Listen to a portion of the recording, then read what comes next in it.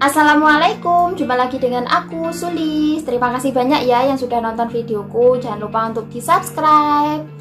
Semoga kita semuanya dalam keadaan sehat walafiat, sukses selalu untuk kita semuanya dimanapun berada. Ini adalah video pertamaku di YouTube channel ini. Aku mau berbagi cerita pengalamanku selama aku bekerja di Hong Kong kurang lebih 10 tahun. Jadi awalnya pada tahun 2011 aku setelah lulus sekolah, aku itu memutuskan untuk bekerja di luar negeri, tepatnya di Hong Kong.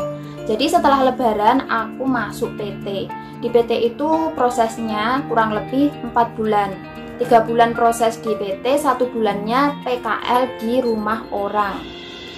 Pada tahun 2012 aku terbang di Hong Kong, tepatnya itu bulan 2. Job pertama yang aku terima itu adalah jaga anak umur 12 tahun. Berarti anaknya sudah besar. Tapi sayangnya pada saat itu aku hanya bekerja 1,5 bulan saja dan aku dikembalikan ke agensi alias di interminate. Alasannya di interminate karena neneknya itu tidak suka ada pembantu karena neneknya itu masih sehat. Nah, majikanku ini punya anak, kemudian anaknya dia itu tinggal dengan neneknya. Dan si anak umur 12 tahun ini ketika disuruh pindah ke rumah orang tuanya, dia tidak mau. Alhasil ya aku dikembalikan ke agensi lagi. Tapi pada saat itu ya pas di agensi, majikanku yang lama itu bilang ke agensi suruh bantuin aku mencari majikan baru karena sebenarnya aku ini memang benar-benar pengen bekerja dan aku itu sudah bekerja yang baik. Tapi karena neneknya itu nggak suka ada pembantu, jadinya ya aku di interminate atau dikembalikan ke agen kayak gitu. Nah, majikanku yang lama itu juga mencari pembantu lagi. Dia hanya bekerja 1,5 bulan juga dan di interminate. Setelah aku di interminate dari majikan yang lama, aku kan proses untuk mencari majikan yang baru. Pada saat itu aku sangat sedih dan mentalku itu down banget karena aku bingung, takut karena harus proses awal lagi kan, harus cari majikan, kemudian masih nunggu visa, kan lama nunggu visa itu kurang lebih ya 1 sampai 1,5 bulan. Nah, pada saat itu aku tidak mau dikembalikan lagi ke Indonesia karena aku takut, terus malu juga karena kan sudah proses di PT lama 4 bulan, kemudian setelah sampai Hong Kong bekerja hanya 1,5 bulan, kemudian harus kembali lagi ke Indonesia. Aku tidak mau, alhasil aku itu ya nunggu visanya di negara Makau. Nah, pada saat itu ya aku sedih banget teman-teman karena kan aku masih punya utang di PT. Utang karena aku berangkat ke luar negeri itu tanpa biaya sama sekali, malah aku mendapatkan uang pesangon 2 juta. Nah, uang pesangon 2 juta ini yang 500 untuk mengurus surat-surat ya, karena pada saat itu kan aku masih kurang umur. Terus yang 1.500.000 itu untuk sangu masuk PT. Jadi intinya orang rumah itu tidak mengeluarkan biaya sama sekali.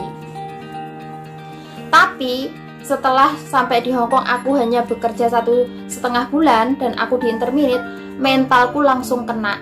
Aku langsung down memikirkan gimana caranya aku bayar potongan karena kan pada saat itu aku masih ada tanggungan potongan 7 bulan.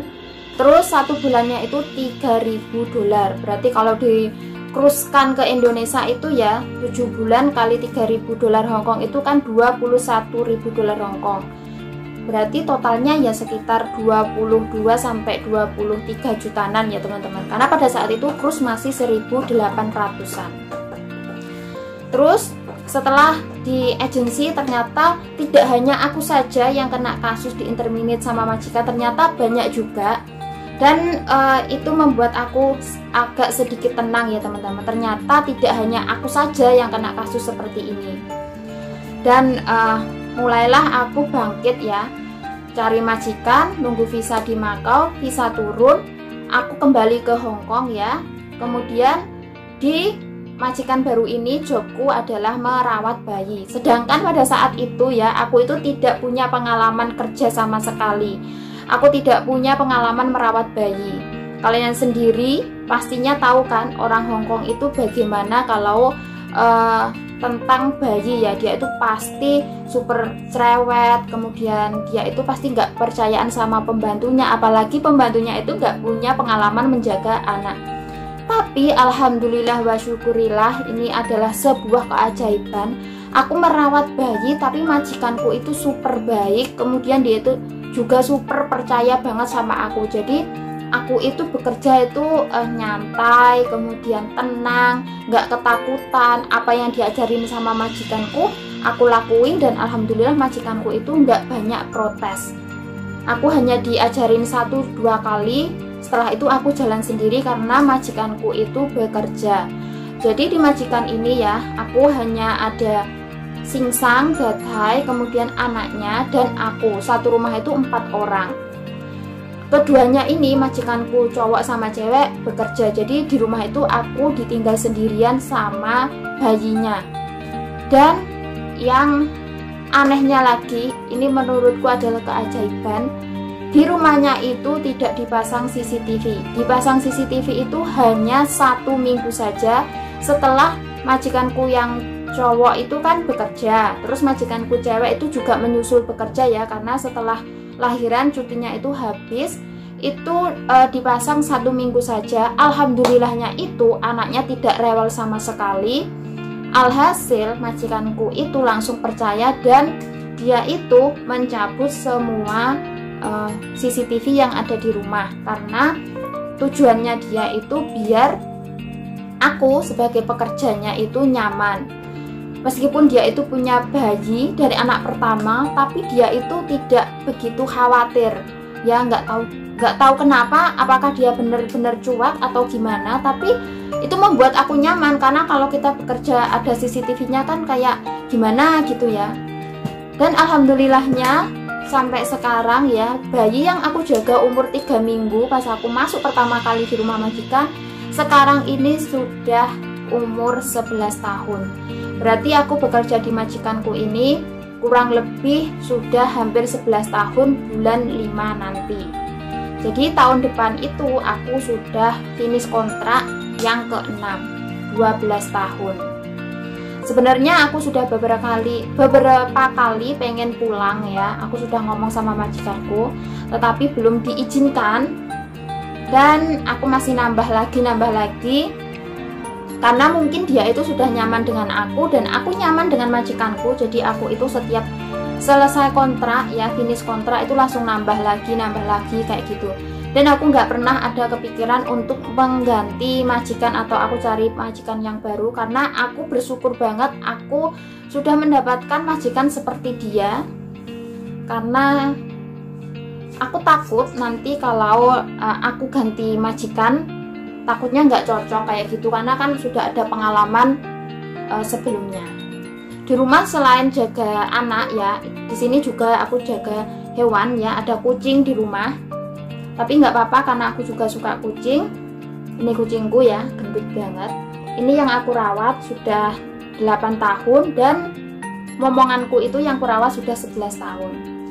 Untuk kalian yang pengen bekerja di luar negeri, siapkan mental kalian, tetap semangat dan yakin ya pasti bisa melewati apapun yang terjadi. Seperti yang aku alamin, pokoknya selalu minta restu ke orang tua, jangan lupa untuk berdoa, berikhtiar, dan aku disaranin juga untuk memperbanyak sholawat kayak gitu biar mendapatkan majikan baik. Dan alhamdulillahnya itu juga semua kesampaian berkat doa orang tua, berkat sholawat juga. Pokoknya aku yakin setiap ada kesusahan pasti ada kemudahan, ada jalannya kayak gitu. Oke teman-teman, sekian dulu ya pengalamanku, ceritaku hari ini. Lain kali aku sambung.